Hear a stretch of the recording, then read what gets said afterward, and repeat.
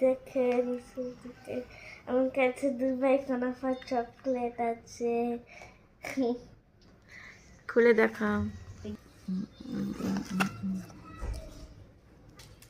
আমি কি ফোন করে দিয়ে দিব? সরি ভাই, আমি আগে আসতে যাচ্ছিলাম।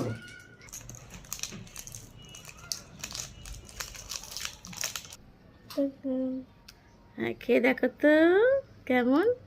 দেখি দেখি দেখি, একটু ক্লোজ আপ ভিউটা নেই। ওকে, খাও। রিয়েল কিন্তু এটা।